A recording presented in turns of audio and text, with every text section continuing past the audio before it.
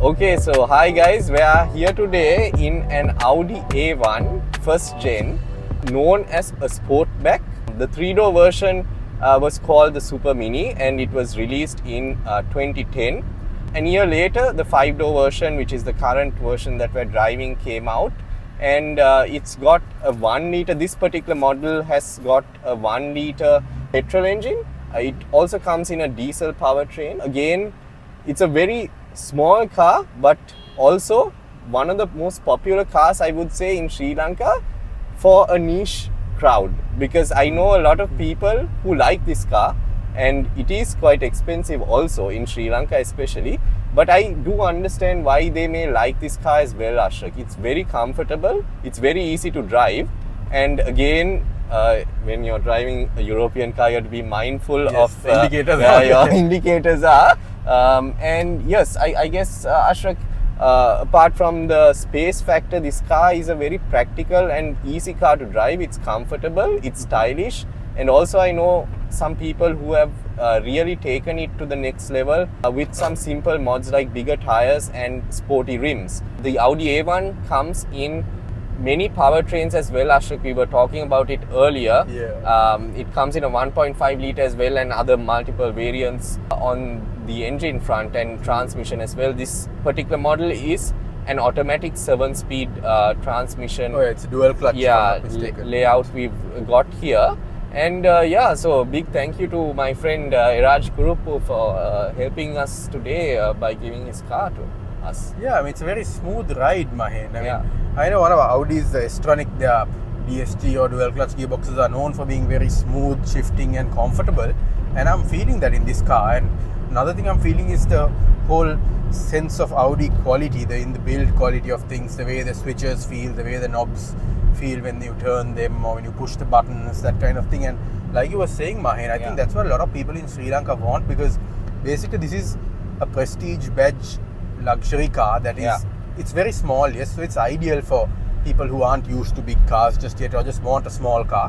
But I mean, I don't feel like you're giving up on a lot because it's small. I mean, that 1 liter turbocharged engine under the hood, the 3-cylinder unit, is same thing you'll find in a Q2 and an A3 as well.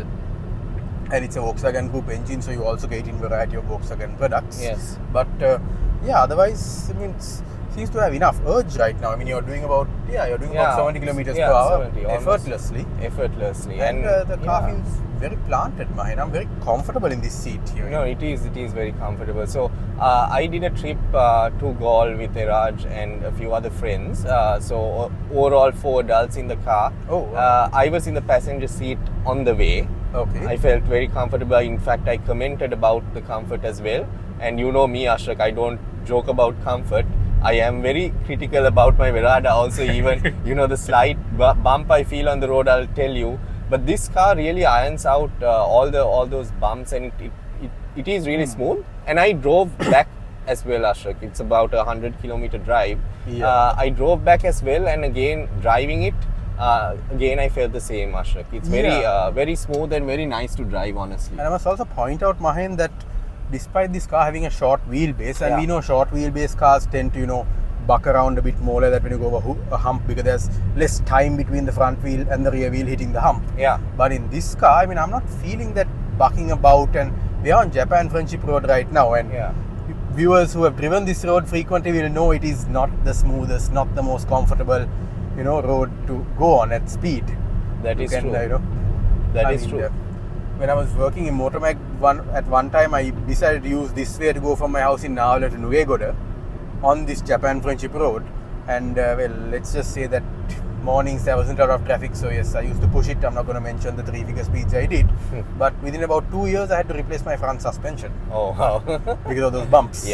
So this road is not very forgiving on cars despite its appearances, but I'm not feeling unnerved or uncomfortable or anything in this car. Correct. Ashrak, I was telling you earlier about the meter cluster on this car. It does remind me of the Ferrari meter clusters for some reason, especially the rev counter. When you look at it, Ashrak, I think you highlighted the fact that it could be the font and maybe the color scheme also, a white and red combination here. But it's very nice, Yeah, and I like the fact also that despite the fact that this is the lowest car in Audi's hierarchy, it's basically their entry level, their pup, their little brother. Yeah. They have not, made it look low or cut price or anything in those senses. You still get the same kind of fonts and designs and interior language, for example, that you'd get in one of their more expensive cars. I mean, the infotainment system here is the Audi multimedia system.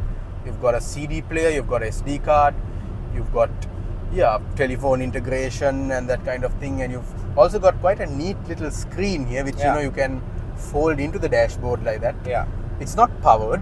I mean, then again, I'm happy it's not powered, Mahen, because that's just another thing to go wrong, isn't it? No, fair enough, Ashrak. And I think it's one of those signature elements in Audi's design as well, this, center-mounted display unit, right? I think it comes in all of their Audi models, if I'm not mistaken. It does. And also, I'd like to note, Mahen, that this car has automatic climate control. I know that not all A1s have automatic climate control. It depends on the spec you choose. I have seen cars with the manual system. This car has the automatic climate control system, which is nice. And it also has parking sensors. When you were reversing, I noticed there, Mahen, it has front and rear parking sensors, which is very well equipped.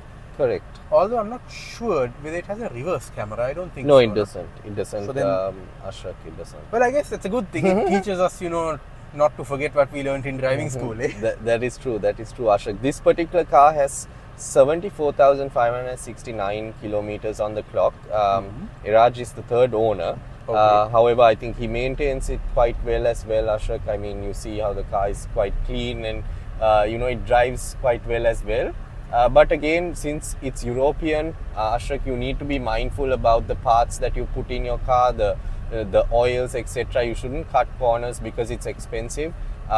You need to ensure that, you use genuine agent recommended parts and lubricants for cars like this, especially, I mean, if not for all cars, but I'm saying especially European cars, because it's very pricey. That is true, because I mean, yes, Japanese car, especially an older Japanese car, is very forgiving. Yes. And you can treat it like crap in comparison, it will still run until it stops. Of course, no car is invincible, but European cars, you've got to be a bit more, careful with them. Like you said, you can't skimp on parts or maintenance and that kind of thing. And I think that shows in a car like this, where when it's been looked after properly. Oh, look at that, Mahen. Yeah, another A1. Do you want to show our viewers? Yeah, let's do that. Let's show the view through the windscreen of another A1. Yeah, isn't that nice? Interesting. I'm trying to get the camera to focus. And this is a two-tone as well, Ashrak. So the roof is a greyish color, and then our car is white. Yeah, I think that's another very youthful touch, isn't it, Mahen? Telling us that once again, this Audi is targeting the car at a younger audience. Yes. And it's it has a very youthful touch to it. And of course, I can only imagine how the two-door A1 must look. I mean, I know we have a few in Sri Lanka. Do we? Yeah, we do. Okay. And we also have, I believe, a handful of manual transmission-equipped cars. So, I mean, those would be pretty cool. Yeah. So, Ashrak, another thing to note is, I cannot see the side mirror. So, another thing to note is that this car now, I know that it's a Sportback, it's a small car, but it doesn't feel small when you're driving, especially the driving position, the height, etc. Ashrak, I don't feel like I'm driving a small car, But example, if I was driving an Alto, I would feel it. Even my Quid, to an extent, I feel that it's a small car. But here, the driving position doesn't make me feel that way, which is interesting. I don't know, you'll probably feel the same or different, I don't know, when you drive the car. Mostly the same now. There's just one point only I noticed, and I noticed it when you brought up that particular point, Mahen, is that looking at it in a bit of a critical angle, the roof, for example, the amount between your head and it's about 5 fingers. Yeah, I'm just 5.5 maybe. Just a little slight it also. We are both basically, neither of us is a particularly tall individual, so I'm guessing that a 6-footer would probably have their hair very close to the roof line. So if you are close to 6 feet, I wouldn't recommend putting on a spiky hairstyle if you're going out in this car. Because it's going to get messed up on the head, and it's going to mess up the headliner actually. I mean, this is a very, very nice headliner we have got here. Very true, Ashrak. But one thing to note is, especially in tropical countries, I feel some of the European vehicles see this issue where the headliner, the sagging the headliner, roof, it comes down. and Iraj actually had that problem and he had to get it fixed, which is not a cheap repair either. But yeah, now it looks really nice and sleek. Yeah, I like the central rib concept running along there. And if you look further back there, I believe yes, you've got a set of additional, I don't know if you can see them on camera, viewers, additional twin reading lamps there, which is very nice. So you've got the front reading lamps up. Are those reading lamps? Yeah, I think that's a normal light. But we've got real reading lamps as well. And just looking around, I can see also you've got airbags in the A-pillars as well. And this very nice. So this is not a base spec, I would think, Mahen. It's got some equipment, it's got some toys. Yeah, fair enough, Ashok. And interestingly, Raj also has got these custom designed seat covers as well, which we can show the viewers later on. This is a black trim inside. There is no other kind of color that we see apart from the silver accents or the lining of the accents over here. Across, the circular air vents. I mean, I think that's another cabin. Interesting feature, and if I'm not mistaken, it's shared with the Q2 as well. I think that also has circular air vents. Now, that's one feature where you can distinguish Audi's lower end models from their higher end models. For example, you won't see these vents in an A4 upwards. They have a bit more of an angular kind of vent. I'm comparing generation to generation, of course, Mahen. Yeah. So I guess that's one way you can distinguish. But then you could think about it, this whole circular vent concept is also a bit more funky and youthful kind of thing, right? No, agreed. I actually like it as well. It's very usable too. I mean, the thing is, even Mercedes kind of incorporated this. Was it Audi or Mercedes who took that design cue first? Who's that? I'm not sure, to be honest. Interesting. That's a very interesting concept. What do you think, viewers? Was it Audi or was it Mercedes who took the circular vent? Now, of course, if we go really back, you can say Mercedes because we have seen them on models like the W123 and all that. Yeah. So let's say 2010 onwards, was it Audi or was it Mercedes who first had circular vents? 2010 onwards. Yeah, so Ashok, this is the first generation, and also the second generation was released a few years ago. Sadly, we didn't get that. I haven't seen it either. Yeah, that looks good as well. It looks a little bigger than this. I think in terms of wheelbase, maybe it's slightly longer. I think it is, Mahen, because what I was just quickly reading about the second gen is that it's based on the Polo platform. In fact, I think even this is based on a previous gen Polo platform. Right. So when you take that into account, that would be a little bit of a bigger car. Yeah. But having said that, I mean, I don't think this car is that small. Well, at least not in the front. Not the rear, of course, I don't know. But in the rear, yes, it is small. I've travelled in the back, so headroom on the sides especially, Ashok, if you're tall, you will have an issue. However, I think most people who buy this car think about the practicality also before they buy it. They buy it for a reason, Ashok. That is true. This car is not a budget car, right? Now, for this kind of space, etc., maybe you can spend half of the amount you will spend on a car like this used in Sri Lanka, but still people opt for a car like this. One is because it's European, because it's got the Audi badge, because it's known to drive in a certain way. It's easy to drive, it's stylish, and again, Ashok, like you said, although it is at the lower tier in terms of Audi lineup, in terms of model, it's the A1. It was launched as a Super Mini 2-door. A year later, they sold it in the 5-door variant. And since then, Ashok, I think it has done well across the world as well, Ashok. I mean, it's a very, like for a single person or a couple or even a small family, this car is ideal. Yeah, and now I'm going to let Mr. Ashok Wahab take the wheel. Cool. Okay, cool. Mr. Ashok Wahab is behind the wheel. First time behind the wheel of an A1, Mahen. Yeah.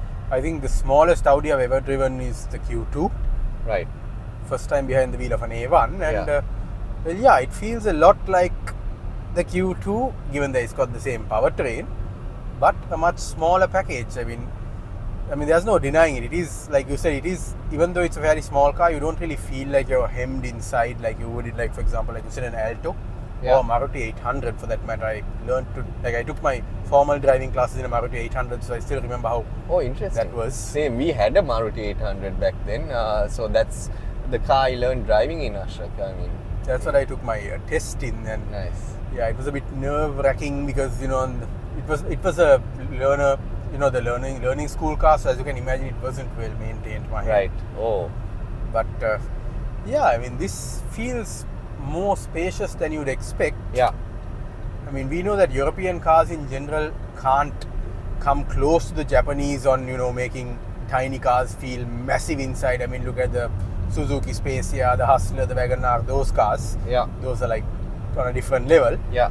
But having said that, I mean, there's a good bit of width, for example, Mahen. Yeah, I can that see is that, true. you know, like, That is true. for example, when reaching for the gear shift, there's no accidental extra Yeah. reaching, you know. Fair enough. Ashok, so now the cooling system is also good. It is, But it is. does this come with ventilated seats? I do not know that. No, as far as I know, no. And ventilated seats are not a very common thing on European cars. Well, for obvious reasons, Mahen, their weather is much colder there. Fair enough. Ventilated seats are becoming very popular in India now. There are a lot of No, you Indian told cars me from about Tata and Mahindra that are getting this awesome Makes option. sense. We love ventilated seats. Yeah, because- man. Even in our review we did The for the Taurus, Taurus, yes. I think a lot of my friends also caught on to the fact that we were talking about the seats and the cooling for the longest time. It makes Yeah. sense, Ashok, because every time you drive in a country like this, which is hot, even though your AC is like perfect, your back's gonna sweat. Especially with leather seats, Mahen. Yeah, exactly. So it's a real good thing that the AC here is working beautifully. Yeah, We've got, yeah. like I said, automatic climate control and Yeah. that kind of thing. Yeah. So, and I also like the fact that this is a very sporty feeling steering Yeah, wheel, yeah. Mahen. Didn't What- you notice it feels a bit thinner than your average It does. Audi steering wheel? Like even the spokes, the thickness Yeah, of the spokes. It's probably the design language also, Ashok, because I mean, if you look at the car overall, it's a smaller kind of layout and arrangement, right? So with that, I feel they would have proportionately thought about little things like that as well. Yeah, it's very easy to drive also. I mean, you just step on it and it just goes a little bit more. The S-tronic gearbox is known to be quite an intuitive one. Yeah. But it's a dual clutch, Mahin, and as I'm sure those of you who have, you know, experienced the infamous dual clutch failures on Honda Fits, Graces and Vessels must Yeah. have learned by now. Dual clutch gearboxes need to be treated in a certain way, Yeah. and some of the most important things they say not to do with a dual clutch gearbox is to keep it in drive for a long time. Like when you're at a traffic light, if you know you've got 50 seconds there, Right. don't keep it in drive, Oh, switch it really? into neutral. Really? Because basically a dual clutch gearbox, as the name suggests, has two clutches. Yeah. And what allows the car to creep forward when you release the brake pedal is the fact that a clutch is partially engaging. Yeah. So when you're waiting there on the brake pedal for a long time, what you're effectively doing is like in a manual transmission car, Yeah. partially releasing the clutch and letting it engage and Oh. slip, and then counteracting Yeah. that with the brake. So it's basically going to wear your clutch out, and that's what happens with a lot of the DCTs. Oh, I didn't realize that. Yes. And the that's other a thing, good one, Mahen, is yeah. in our Sri Lankan traffic, Yeah. if possible with a dual clutch gearbox, don't like try to maintain neck and neck with vehicles where you're simply moving the car on the brake only, like release Right. the brake, little press like Yeah. that. Yeah. Give a little space and then let off the brake completely so that the clutch can also engage fully. I mean, those are little things that a lot of drivers of the Fit, the Grace, the Vessel, and in time to come, these Audis too will realize if they drive like that, because the clutch pack will wear out. Well, Ashok, in our viewers' defense, especially drivers in Sri Lanka, I would say, Ashok, even before the traffic light turns green, you hear the person behind you Yeah, start that's to true. honk. So, I mean, patiently driving in Sri Lanka is not something easy to do. But No, what I do in that sense, Mahen, is when the person behind me honks when the light turns green, I decide to just let my gearbox cool for another 2 seconds, which means I don't set off for another 2 seconds. Likewise, Ashok, Yep. likewise. Yeah, anyway, so we got some But yeah, that's a impatient little drivers. education on the dual clutch Yeah, gearbox. But correct. dual clutch gearbox is a pretty nice thing, Mahen. Like for example, if I step on it, Yeah, if I engage the sport mode here where I can manually shift the gears, yeah. you will note that it's very quick to shift the gears. You Yeah. call for a gear shift, it just happens. Correct. And I won't get into the technicalities of how that works, but that's because of the two clutches Correct. basically that allow you to do that. I saw you revving up to almost 5,000 earlier as well, Ashok. Yeah, and that's the good point to change here, because this 1 litre turbocharged engine is usually generates around its peak power at around 5,000 or thereabouts. It's Right. not really meant to go into 6,000 and beyond. Right. So there's another little helpful tip for you when you've got a car. Just find out where your engine's power and torque peaks are, because it's useless to go on running the engine beyond those. Well, unless it's like a Honda VTEC or something and you're doing it too for that extra thrill factor. Fair enough. So, Ashok, this is a front engine, front wheel drive car. Yes, it is. Yeah. And there was a quattro version of this offered, Mahen. Yeah, there was. So that's essentially the four-wheel version of it. Yeah, and Audi's quattro system is supposed to be one of the best all-wheel drive systems around there. Right. So it would be really nice to know, do we have any quattro A1s in Sri Lanka? What do you think, viewers? If you know of one, do let us know, because we'd love to feature that. Well, I know a friend who has a 1.5 litre version of the same car, but not a quattro. Well, that would be quite something to drive. So interestingly, that friend owns the Impreza I was speaking to you about earlier, Ashrak, the heavily modified Impreza we should review also sometime on our channel. Yeah, we definitely should do that. Sri Lanka has such a wonderful array of cars, Mahen. Yeah. It's amazing for a tiny country like this going through so much of troubles, including a near 5-year vehicle import ban. Yeah. That's why I think we are very resilient, Ashrak. I mean, I think so too. It's crazy, honestly. We're in a much better place compared to 2 years ago. For sure. I mean, Hats but then off. again, let's not forget that it was what happened 2 years ago that caused us to meet. Exactly. Good point. The picture of the dashboard cluster, or the meter cluster rather. One picture of a Verada's fuel gauge is what led to the birth of Rev Match. Yeah, good one. So That's another A1. Similar Same spec. color scheme also, man. Yeah. That was a 2-2-2 in white. Yeah. So yeah, as you mentioned earlier, Mahen, the A1 is quite popular. I mean, that's the third one we've seen. We're not counting the one we are in. Yeah. I think it's also popular among a niche set of people, I would say, because it's like the Verada, right? Not everyone would want to own one because of the certain limitations or restrictions that the car will pose in terms of, lack of parts, not so great fuel economy. But then again, on the other side, the driving feel, the power, the pleasure and everything else is something maybe someone else would like and would see value in, right? That is true. And you have to be kind of a fan of this car to, want it, basically. Yes. Because, I mean, in other countries where automotive prices are far more realistic, you have a competitive market. But here, European cars were always hamstrung by the taxation system and the exchange rate and things, which meant that they were always noticeably more expensive than something equivalent from the Japanese, the Koreans, and even the Indians, Mahen. We can't ignore the Indians. They make some fantastic cars now. No, that is true. I think they have impressive. Yeah, they have upped their game big time, Ashra. And I think it'll be